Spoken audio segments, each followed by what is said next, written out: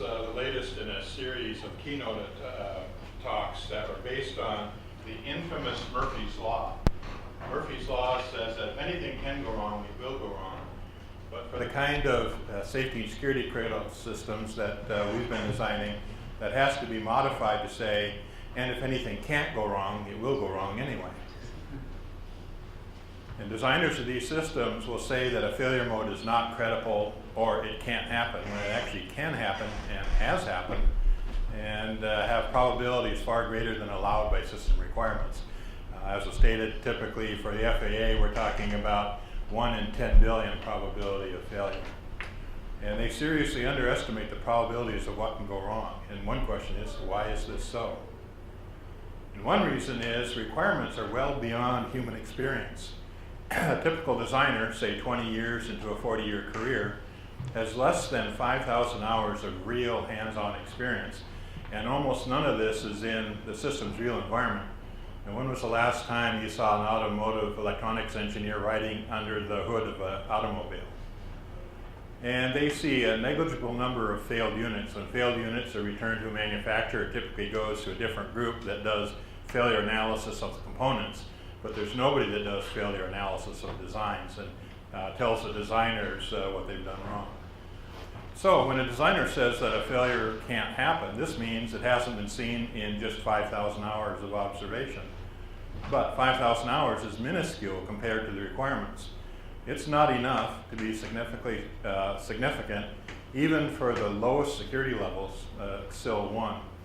And it's about 1 million times too small to be statistically significant for typical FAA requirements of 10 to the minus 9.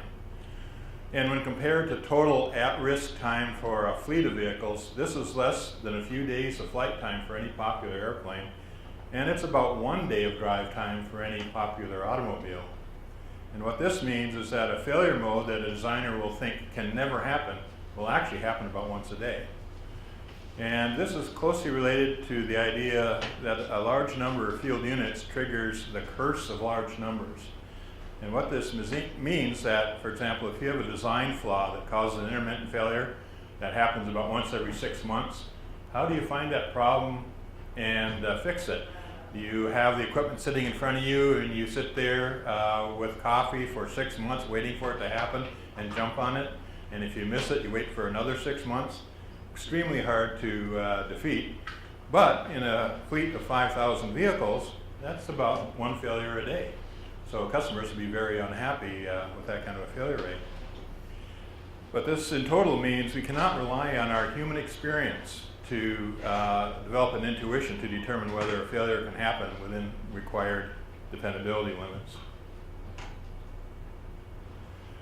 Why not use literature to gain virtual experience? The problem is that designers generally aren't given enough time to read the latest academic papers. They're typically so busy they can read trade journals and data sheets, but academic papers, that's in their spare time, which they don't have any of. And then if they do have some time, papers about real occurrences of rare faults are difficult to find. And reasons for this include organizations and people just don't want to admit their failures. And there's a feeling that once-in-a-lifetime faults are not worth reporting. And in fact, this is actually the biggest reason why such papers aren't written. And remember that a 40-year career lifetime of experience is only about 10,000 hours total. And it turns out that some referees and reviewers have the same feeling, and they have even less experience than the designers do. And so they will think, this isn't worth reporting. It's only happened once in my universe, so it'll probably never happen again. And some referees have the, if I don't know about it, it doesn't exist arrogance.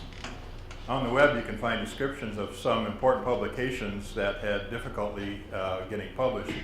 For example, Dan Molnar, when he wrote his original paper on metastability, the reviewer said, if what you wrote in this paper were real, everybody in the industry would know about it. I'm an expert in the industry, I don't know about it, therefore it doesn't exist. But now every electrical engineer knows that metastability exists. They probably don't know its correct behavior because almost all the literature about metastability is wrong, but at least they know it exists. So treat each story about a real fault as a priceless source of meditation. try to think about other failures with similar causes or symptoms. And this is the motivation for the stories in the rest of this presentation. And I should give a warning here that there are many instances in literature that contain mistakes. Sometimes a whole area of literature will repeat the same mistake, and a few of these will be pointed out in the rest of this presentation. So another problem that we have is how do we deal with complexity? Systems are becoming more and more complex, but we have to break up the problem into less complex areas that we can deal with. And one way that we do that is via abstraction, where we divide the problem into layers of more or less detail. And failures can happen in the layers that aren't visible to where the designer is currently working. And then we divide up the problem in another dimension where we specialize, where we divide the problem up into slices or silos of different technology disciplines, and the failures can hide in the cracks between the disciplines. And as we have more disciplines and specialization, there are more cracks.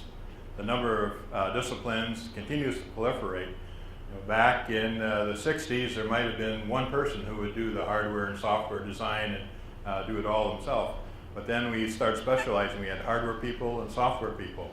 Then in the hardware people, we broke that down into specialists for power supplies, digital systems, analog. And in analog, that was further specialized into those who understand audio, those who understand control systems, and those who understand RF.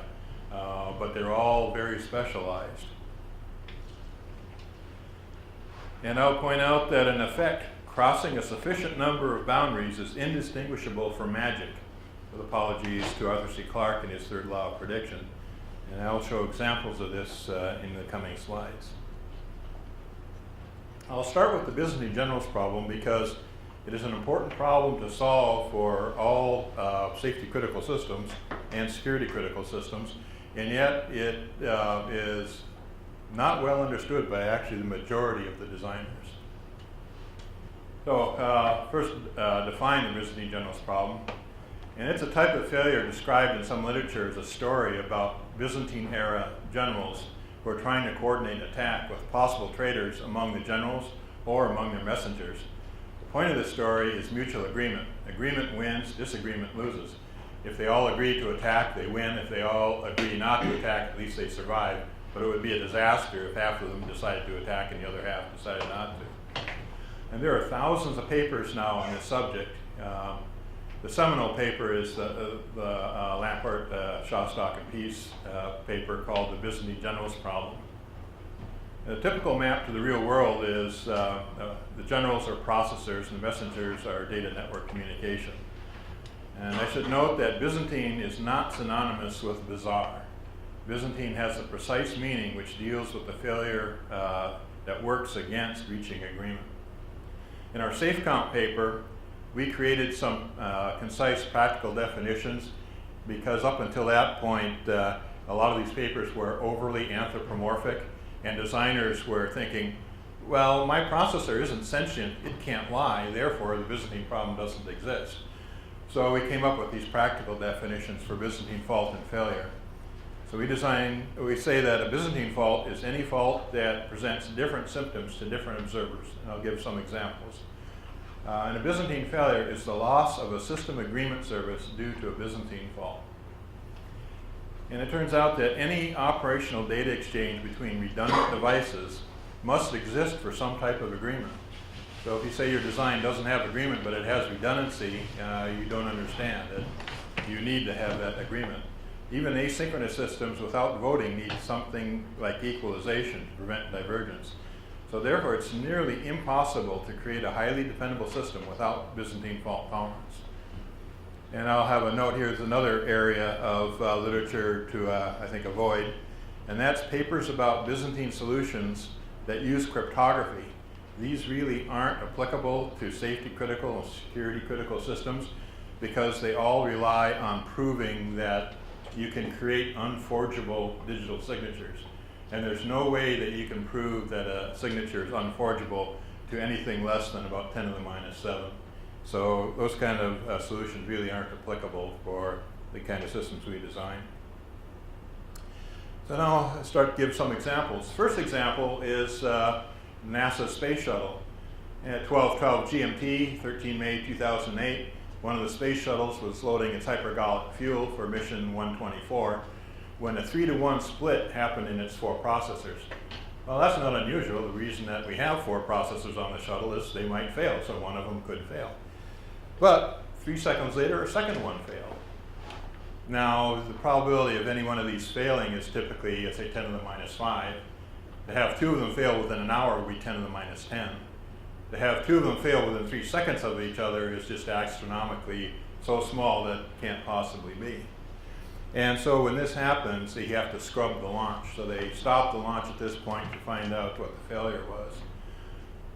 And during troubleshooting, they had another failure. So now you had a 1-1-1 split. None of the 4 processors agreed with any of the other processors. Now, somebody who doesn't understand Byzantine problems, and if you ask them how many faults would this take, well, at most one of those 4 is good and the other 3 must be bad, so it would take at least 3 failures for this to happen. But somebody who understands Byzantine failures would say, well, it would only take 1 processor failing to cause this kind of split. And it turns out that in this instance, none of the processors had failed. None of the communication systems had failed. What had actually failed was a box called MBM-FA2, which you can think of as a data concentrator that sat out near the back of the shuttle that gathered censored information and then multiplexed it onto a data bus that went into the processors. And the failure mode was extremely simple. It was just a crack through a diode. This is a photomicrograph of a diode. The horizontal axis is the path of the current through the diode.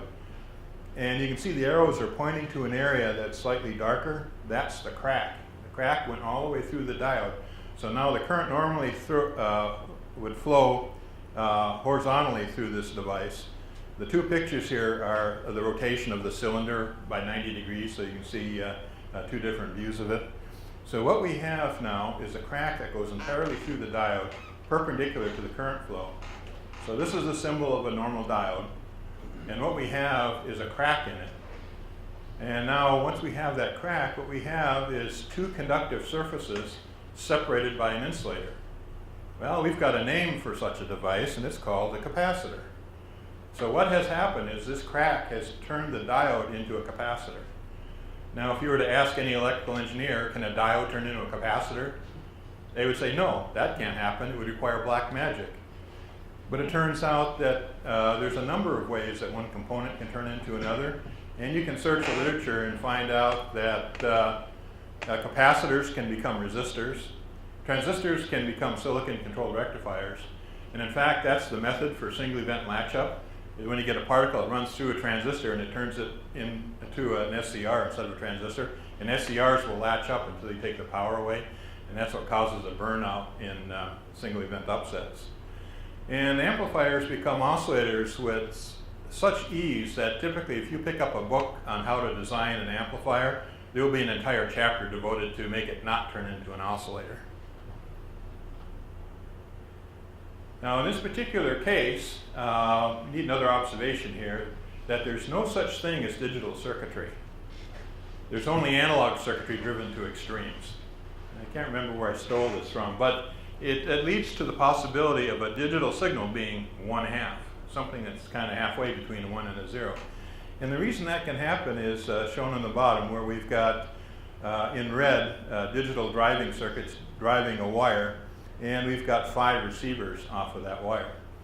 Now, a typical the digital logic family might say that in order to represent a 1, you need a voltage greater than 2 volts. To represent a 0, you need a voltage less than 0.8 volts. What if this component fails and it's stuck at 1.1 volt? What is it? Is it a 1 or a 0? Well, I euphemistically call that a 1/2. So now we can look at these receivers, and the numbers inside each receiver shows what their threshold is. And because of manufacturing tolerance, a receiver can legally have a threshold anywhere greater than 0.8 and below 2.0. So all of these are good receivers. Now you can see the first 2 receivers on the left, because they have a threshold that's less than the incoming voltage, they're going to say the voltage is above the threshold, therefore it's a 1. And the 2 over on the right side have a threshold voltage that's above the incoming voltage, so they're going to say that's a 0. So even though they're looking at exactly the same signal, Two of them are going to say it was a 1 and 2 are going to say it's a 0. And things can get even more strange. The one in the middle, who has a threshold rate at 1.1, what is it going to say? Well, it could be a 0, it could be a 1, or it could be a 1/2, depending on minute changes in the environment. The power supply voltage, the temperature, magnetic fields. So it could be any of those. And if there's any storage element in there, like a flip-flop or a latch, that could go metastable. And the metastability is a result of something called the Buridan principle. And that comes from a paper written by Leslie Lamport that is a generalization of the Buridan's ass paradox. It's named after a 14th century French philosopher, Jean Buridan. And the paradox states that an ass placed exactly equidistant between two bundles of hay could starve to death because it has no reason to choose one over the other. It turns out that this paradox is known from Greek antiquity, but Buridan just kind of made it popular. Now, Leslie Lamport turned this into an observation. It's really a scientific principle. It's a principle just as much as gravity is. And he observed that a discrete decision based upon an input having a continuous range of values cannot be made within a bounded amount of time. So if you can place that ass exactly in the middle between the two bundles of hay, it'll starve to death. And it turns out that anything that makes a discrete decision is susceptible to this type of phenomenon. It could be asses, could be computers, could be humans. And in fact, hundreds of people are killed every year due to this principle because they can't make up their mind in time. For example, at railroad crossings, a car approaching railroad crossing sees a train coming, and they're trying to determine whether the train or the car will get to the intersection first. If they believe the car is slightly ahead of the train, their correct behavior is to speed up a little bit to make sure they clear the crossing before the train gets there. If they believe the train is going to get there first, they should slow down and stop to let the train pass. But if it's exactly, looks like they're going to meet at the same time, people can actually get into a freeze where they can't make a decision to either slow down or speed up, and they'll continue that until it's too late to make either one of the decisions, and they'll hit the train and have a crash. And this phenomena is the cause for what is known as metastability, where in electronic systems, a latch or a flip-flop can go into oscillation or can go into 1/2. And because, according to Leslie Lamport, that can take an indeterminate amount of time. So one of these flip-flops can stay at the 1/2 state for an indeterminate amount of time. If you read papers on metastability, most of them get the mathematics right, but they get the explanation wrong. So this is another area of literature where just about every paper explains the problem incorrectly. So let's take a look at what happened on the shuttle. These are oscilloscope traces of what was on the data bus. The data bus uses 2 wires with differential signal, so when the voltage is high on one wire, it's low on the other. And the first set of pulses there are a signal coming into this box, and because the medium is lossy, received signals are expected to be lower amplitude than transmit signals. But the important thing to notice here on the transmit signal, all the bits are equal height, and they're centered around the idle voltage level. When the failure happened, this is what the signal looks like. First, you'll notice that all the bits aren't the same height anymore, and they start off being slightly below the idle voltage. So that means a receiver that has a threshold that's very near the idle voltage may see all the bits. But a receiver that has a slightly higher threshold up in this area might not see the first few bits. And because of that, it'll reject the message because there's too few bits in it. And so what happened when the crack opened up, the receiver that had the threshold that was outside of that disagreed with the other 3. And then the crack got a little bit bigger, and then another disagreed with the remaining 2. And then the crack got a little bit bigger, and finally we had the 4-way split.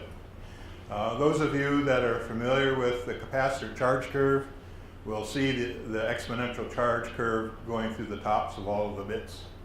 So you can see the phenomena of a capacitor being charged here.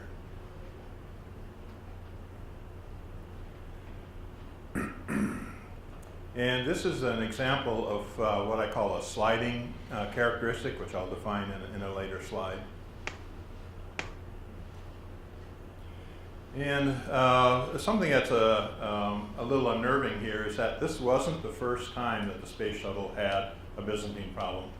In fact, it had several problems in the past, but the designers never understood the problem and was unaware of the literature about the problem, so they continued on without fixing it.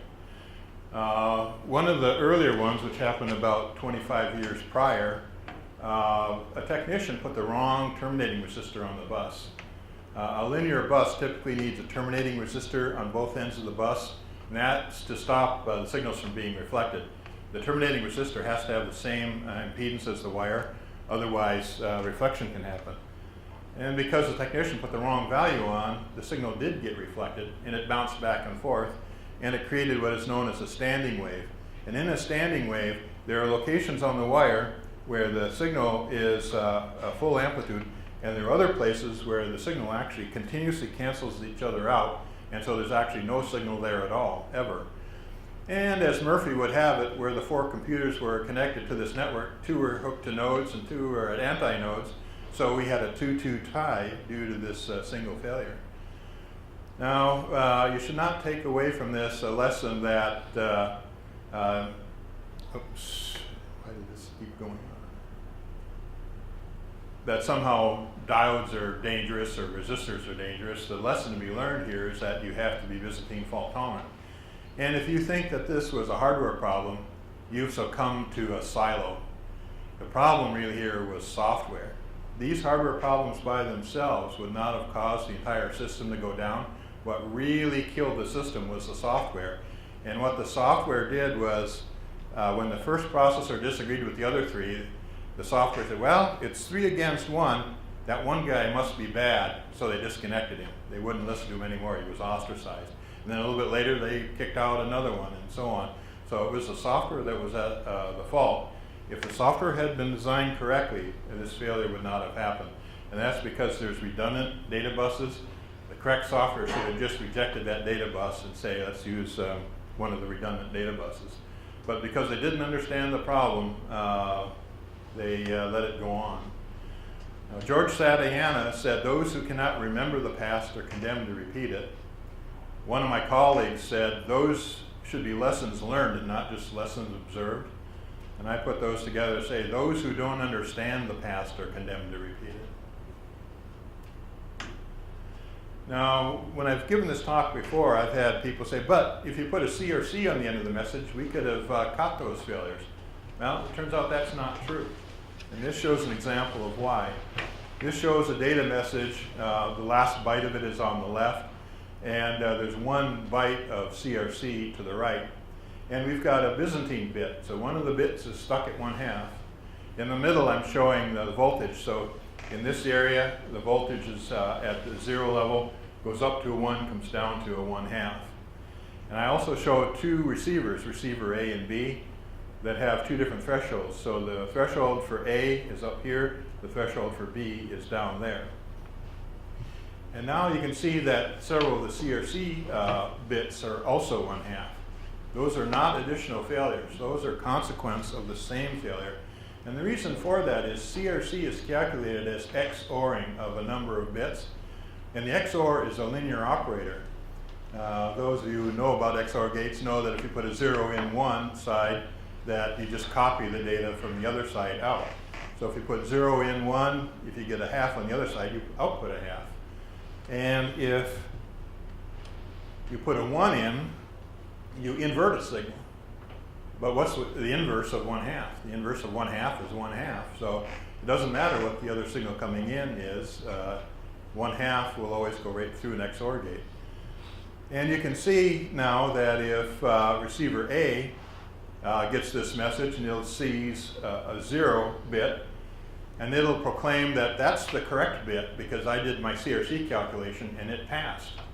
Well, B will disagree. It'll say, no, that's a 1 bit and I did the CRC calculation and it passes because these bits in the CRC are actually the ones that are appropriate for those bits being a 0 or a 1. So the CRC will pass in both cases. And that's why I call this a Schrodinger CRC. This is in reference to Schrodinger's cat that's both dead and alive. So we've got one message, it's one set of voltage on the wires, and yet we've got two different receivers that see two messages and they both proclaim it as good.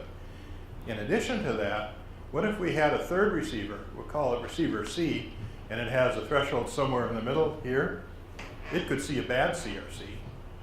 So you could have a three-way split. A could say a good message and the bit was a 0. B says, no, it was a good message, the bit was a 1.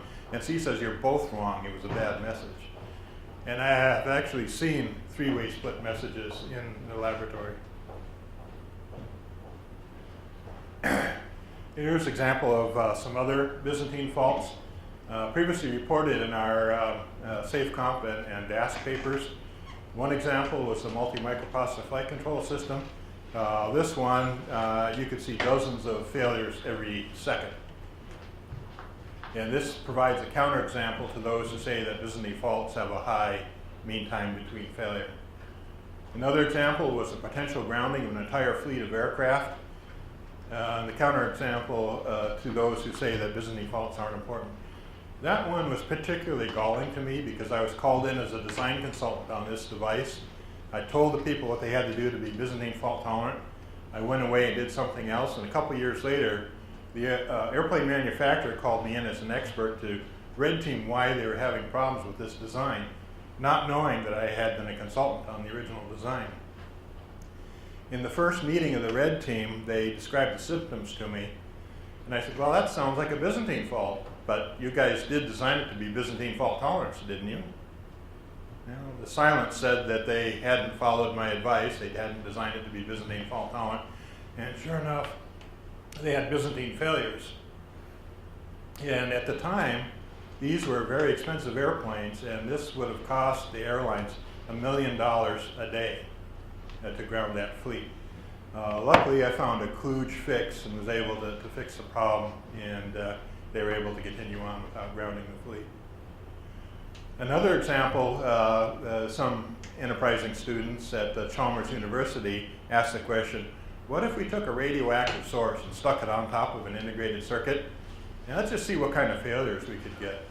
And it turned out that 1 in 1,000 failures were Byzantine. But more than that, once you took the radiation source away, the Byzantine fault stayed there. So it was a persistent, I don't know why this thing keeps wanting to go ahead all by itself.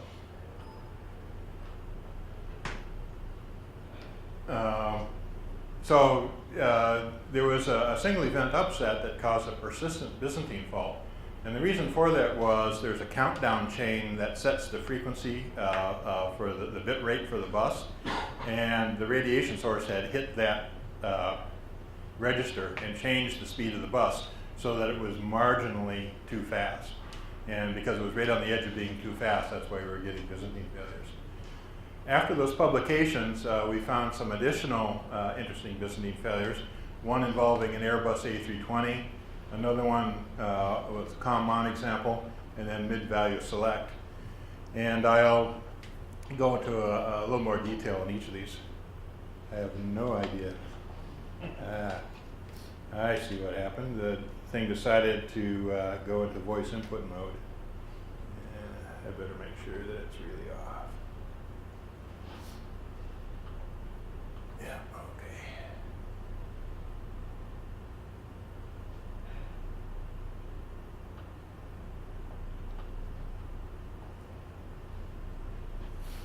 Okay, this is the A320 example. As you can see, there's an airplane there that slid off into a field and the engine is eating dirt. The problem happened because of a failure in its braking system. Had a complete loss of braking, and that happened because the normal primary failure mode failed due to a Byzantine fault, and the backup was frozen up because it had water and detergent in it, and it froze into a valve. And the primary system failed because of the Byzantine fault and some push buttons. The primary system was dual, it had COM-MON, and they were watching the same buttons. And the software ran at 50 hertz, so it was a 20 millisecond period. And it sampled these push buttons once per period. That means that a button push that lasts more than 20 milliseconds would definitely be seen, but a button push less than 20 milliseconds might not be seen. And as Murphy would have it, boy, did it go again. Must have queued up some voice recognition. So you can see here, this is the duration of the button pushes. And here, because they were long duration, both the COM and the MON. It's definitely off. It's just, it's got a bunch of queued up recognitions I'm just going to have to live with until the queue empties.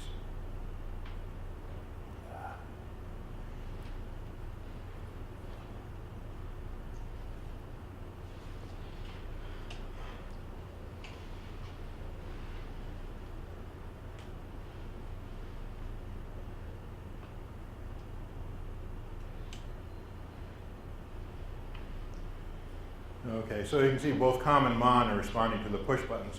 In this area, the button pushes are so short that neither the COM nor the MON see it. And here, there was a button push that was just the right duration that the MON saw it, but the COM didn't. And subsequent calculations now were different, so the COM and the MON disagreed. So the MON indicated an error and disconnected from the network. And it turns out that both pairs did exactly the same thing, so all 4 processors disconnected from the network, leaving no primary breaking. And when it switched to the backup was frozen. And perfect processor synchronization wouldn't have helped here because the inputs could go metastable. So no matter how perfectly you synchronize these processors, the same problem could happen. Another example, COM-MON, we designed a system, and this is the most common type of fault tolerance that you see in the fault tolerance world, where you've got a set of electronics that does the command processing, and you have something else that monitors the output of that, and if it doesn't agree, it'll disconnect. I added a different wrinkle here. I put a resistor in to make sure the MON always saw a weak signal before downstream electronics would see it. But it turns out that wasn't enough. What happened was downstream electronics here locked up, and the MON didn't see a problem, even though the circuitry was identical.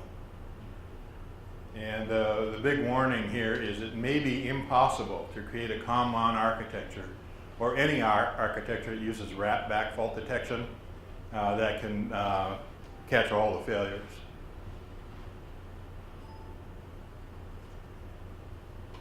This example is a mid-value select. The reason that this is interesting is that a lot of people think Byzantine problems are only digital. This could be analog input that causes the problem.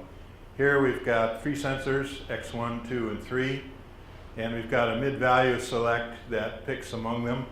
And this is typical of an engineer that if it ain't broke, they fix it until it is broke.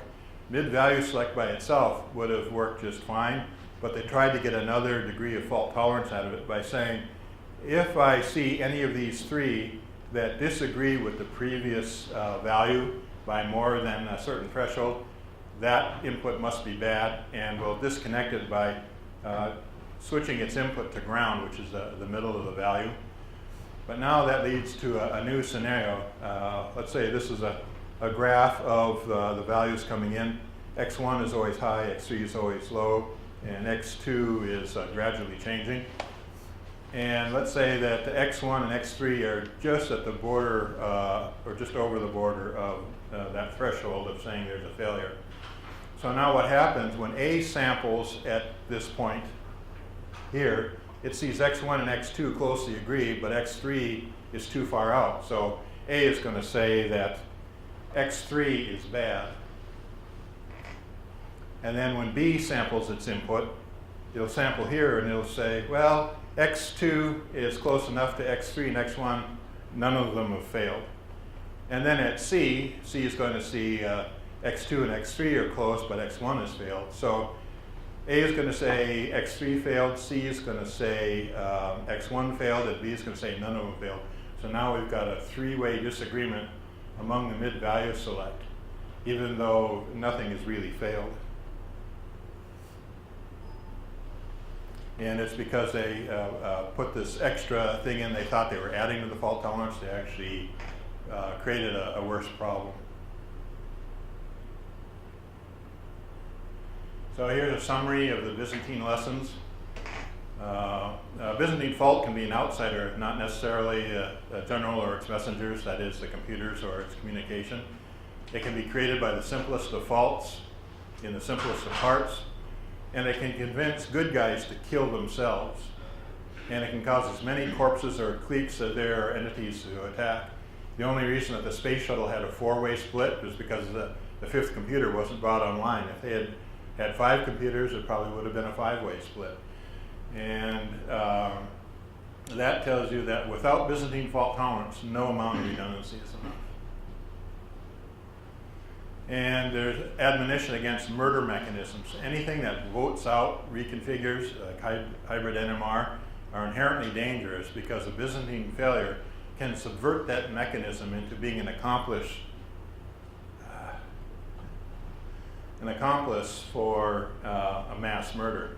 Suicide is safer, and that's one reason why when we designed the Boeing 777, everything's a self-checking pair, and a pair can only take out his partner, nothing else. So murder and suicide is limited only to their partner, so they can't do a system-wide kill of everybody. Need to consider sliding failures. And a sliding failure is when a part's behavior gradually shifts from being in specification to slightly out of specification or vice versa. Because when you have a sliding failure, there's a higher probability that you're going to hit that magic point where it's a Byzantine failure and it's seen as different values by different observers. And faults can convert one type of part into another. And I'll show some examples of inputs turned into outputs. And there's nothing I can do about once the voice input got a bunch of stuff in the queue, there's no way to flush the queue, so I'm going to have to keep correcting for it. And a related phenomena is a fault can create a part from nothing. I call that partogenesis. And this is typically due to a fault causing a large increase in some parasitic properties. And today's higher speed circuits are more susceptible to parasitic changes. And it can also be caused by emergent properties. Now, failure modes effect analysis teams should include curmudgeons, skeptics, and pathological thinkers to counterbalance designers who tend to be optimists. And we need to have members of related disciplines and physicists. Physics underlies everything, so you need to find more Feynmans to be part of the FMEA team. And finally, to quote Arthur C. Clarke again, when a distinguished but elderly scientist states that something is possible, he's almost certainly right. But when he states that something is impossible, he's very probably wrong. So when somebody says that failure mode can't happen, they're probably wrong. It probably can happen. Well, I'll cover some non-Byzantine stories, simplified with some details changed to protect the guilty. How do systems really fail? When you see a textbook on fault-tolerant systems, the assumed importance order questions to ask are, how many resources do you need? Because you're worried about exhaustion of resources. And then the next thing you worry about is single points of failure, which is either unknown failure mode or forgotten failure mode or underestimated probability, or a chain or domino effect, a lack of fault containment. But in the real world, what actually happens is, by far, the biggest problem is chain or domino effects, followed by single point of failure, followed by exhaustion of resources, which I've never seen in a commercial aircraft. So the order is exactly the opposite of what is normally considered. Another thing to think about is what I've seen characterized as Murphy versus Satan, where Murphy is natural failure modes, and Satan is a security attack. And my observation is that they're indistinguishable when the requirements get down to 10 to the minus 7th, anything that a human actor can do to attack a system can happen naturally, with one major exception, and that is an attacker can cause coordinated attacks against multiple components at the same time, whereas we assume that natural failures occur independently. So here's an example of an input turning into an output, something again that electrical engineer would say that can't happen. This is a TTL input transistor, and the way it works, it has multiple emitters. In this particular failure mode, the emitters shorted together. And then this was in a security critical telephone switch. And at the time, we were in the middle of, we were at the highest security level. We were at DEFCON 1. And so it was really important that this switchboard worked correctly, because it was the most important switchboard in country at the time.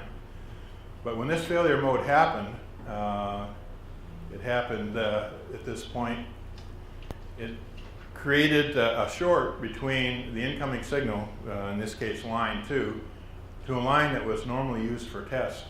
This switchboard had light bulbs to say which line was currently ringing, but because light bulbs burn out, you need to test them. So it had a push button here where when you push the button, it would light up all the lights so you could see if any of them were burnt out. But now what this short did, when a call came in on line 2, the signal came in one pin, went out the other input pin, across the test line, and lit up the entire switchboard. So at the time of criticality, the entire switchboard was lit up, and the operator didn't know who was calling in. Here's an example that happened up in Minneapolis at a parade that I attended. It happened in 1988. A police van lurched forward and killed 2 people and seriously injured 8 more.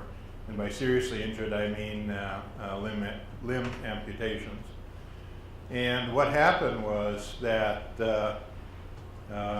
this is an electrical circuit in the car. You can see a battery goes to the ignition switch, a brake switch, and it turns on the brake lights. But about a decade ago, when the Audi A5000 had the runaway problem, the government decided that all cars should have a safety interlock on the transmission. So you couldn't switch the transmission unless your foot was on the brake pedal. And the easiest way to do that was to add another wire onto the brake light switch, so that when the brake light was on, the current would go through the shift lever and unlock the solenoid. In this particular case, a van was converted to a police van. And when they did that, they added some lights on top, the flashing lights that typically you see on police cars. And then somebody, after doing that, they said, wouldn't it be a good idea if when the flashing lights on top of the vehicle were flashing, that the brake lights also flashed? So they added another wire to flash the brake lights. But the problem with that is the current that was intended to go down to the brake lights also went back up through the shift lever and unlocked that. So every time the lights on top were blinking, the shift lever would unlock and unlock. And this led to when a police officer jumped out of the car and the shift lever wasn't quite in neutral, the shaking of that solenoid made it drop into gear and lurch forward, and that's what caused it to run over those people. Now this problem occurs whenever there is a signal that is wire ORed, and so that was the intent here, was that the signal coming down this way, the normal brake light, would be ORed with the signal here, and either one of them would turn it on. But a wire OR allows the signal to travel backwards up one of the wires that, in a way that it wasn't intended. This can be a security bypass. Abby Hoffman wrote a book called Steal This Book, and it turns out he actually stole the manuscript for the book as well, that says how you can cheat laundries by feeding voltage into the indicator light. And so this is a phenomena where you can put voltage into an indicator and the voltage goes back up and changes the control.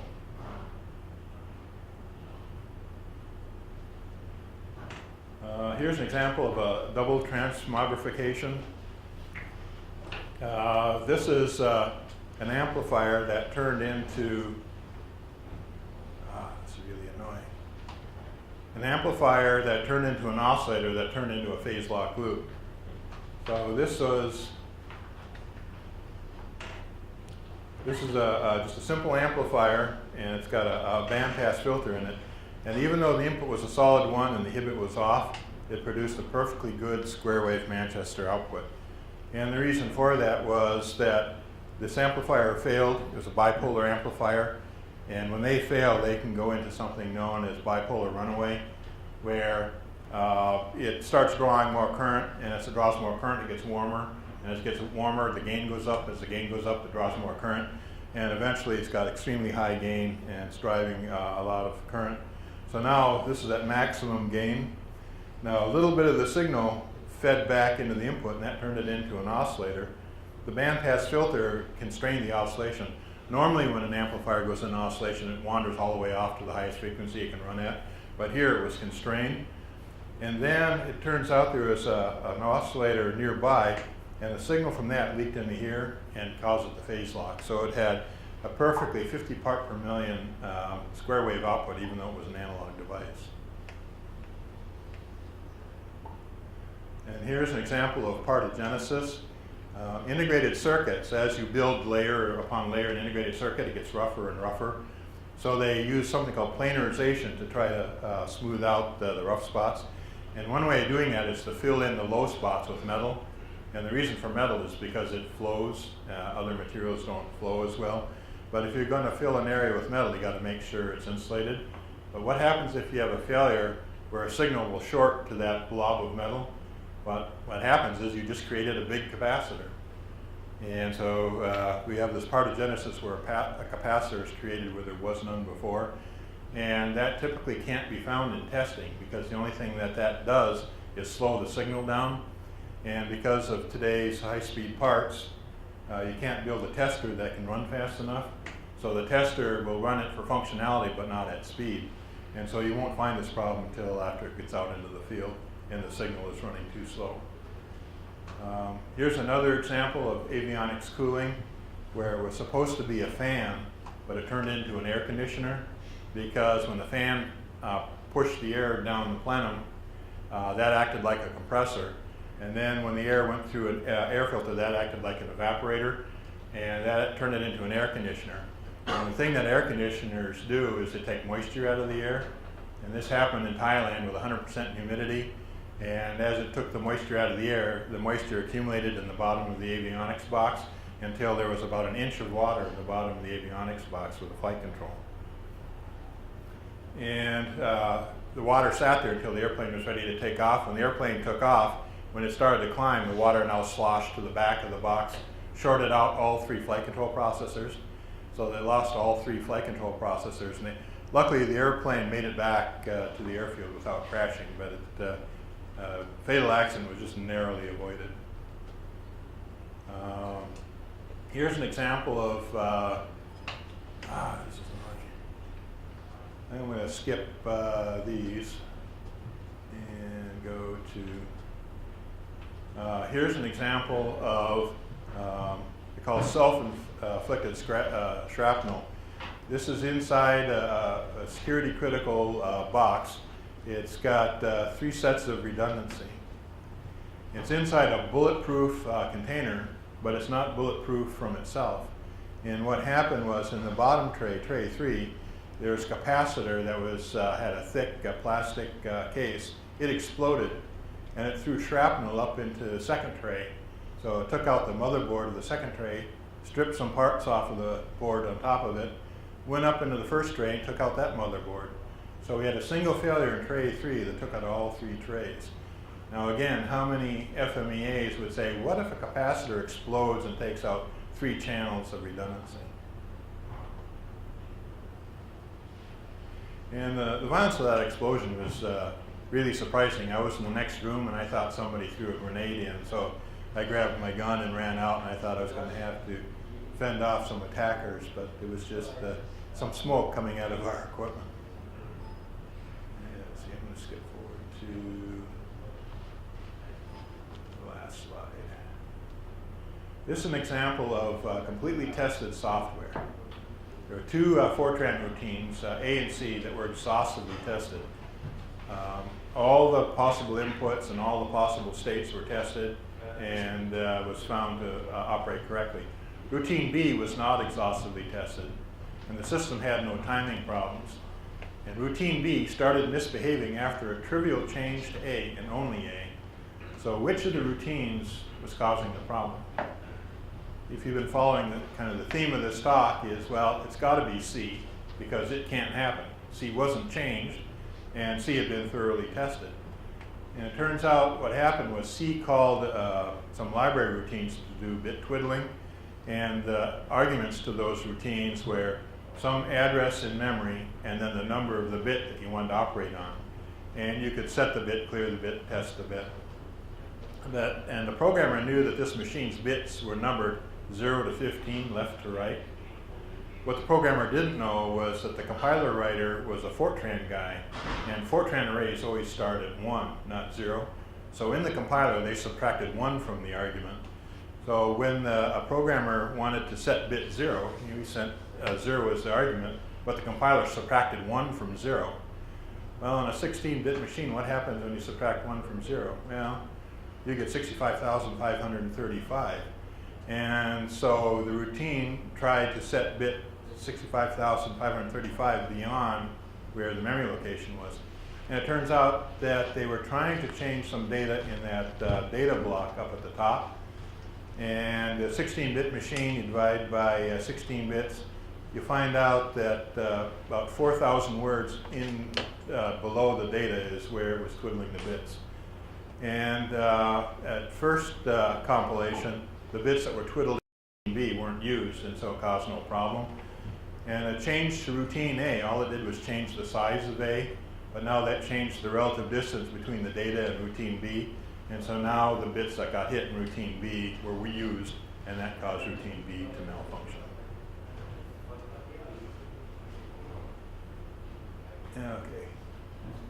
Due to those problems, I'll have to stop here, skip a number of slides. But if you want to see more interesting failure modes, you can go to the NASA DashLink web pages that I've given here, or just do a web search for my name, NASA, and real failures, and you'll see a list of these failures. Let's first thank